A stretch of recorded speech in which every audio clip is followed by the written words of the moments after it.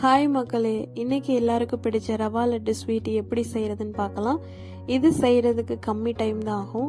இதுக்கு தேவையான பொருட்கள் பார்த்தோம்னா, அந்த பவுலில் நம்ம ரவை ஃபுல்லாக எடுத்துருக்கோம். அதுக்கு ஈக்குவலாக நம்ம வெள்ளை சர்க்கரை எடுத்துக்கலாம்.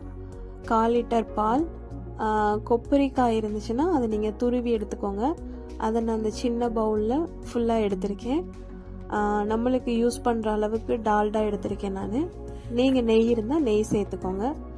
10லேருந்து 15 உலர் திராட்சை, 4-5 ஏலக்காய், 10லேருந்து 15 முந்திரி பருப்பு. இப்போ நம்ம செய்கிறதுக்கு ஸ்டார்ட் பண்ணலாம். அதுக்கு ஒரு வடை சட்டியில் நம்ம எடுத்து வச்சுருந்த டால்டா ஊற்றி நம்ம காய்ச்சிக்கலாம்.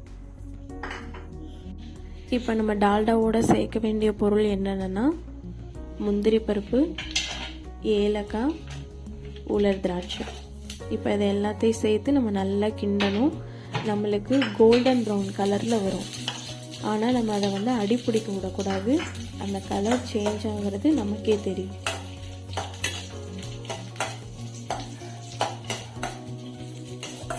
அதோட இப்போ நம்ம ரவையும் சேர்த்து நல்லா மிக்ஸ் பண்ண போகிறோம். அந்த ரவையும் நல்ல கலர் சேஞ்ச் ஆகி நம்மளுக்கு கிடைக்கும்.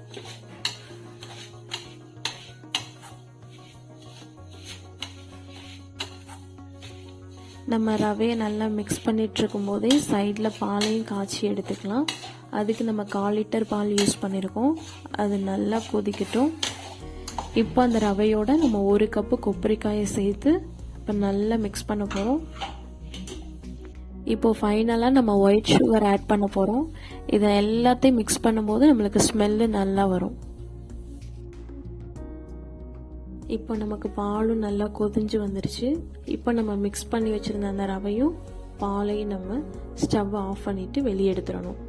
இப்போ நம்ம அந்த பாலை ஃபுல்லாக ஊற்றி நம்ம சூடோடு நல்லா பெரட்ட போகிறோம். நம்மளுக்கு பார்த்தாலே தெரியுது, அந்த கலர்லாம் சேஞ்ச் ஆகி நம்மளுக்கு நல்ல ஸ்மெல்லு கிடைக்கும்.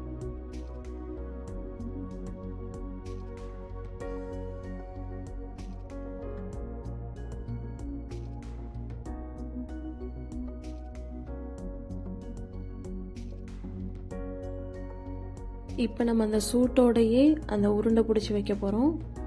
அது ஆறி போய் நம்ம உருண்டை பிடிச்சோன்னா நம்மளுக்கு அது வராது. அதனால அந்த சூடு இருக்கும் பொழுதே நம்ம அதை உருண்டை பிடிச்சி வச்சுக்கணும். இப்போ நம்மளுக்கு ரவா லட்டு ரெடி ஆயிடுச்சு. இதை ஈவினிங் டைமில் நம்ம ஸ்நாக்காகவும் சாப்பிட்லாம், அல்லது ஃபெஸ்டிவல் டைமில் நம்ம இந்த ஸ்வீட் செஞ்சு சாப்பிட்லாம். இந்த வீடியோ உங்களுக்கு பிடிச்சிருந்தா லைக் பண்ணுங்கள், ஷேர் பண்ணுங்கள், மறக்காமல் சேனலை சப்ஸ்கிரைப் பண்ணுங்கள். Thanks for watching.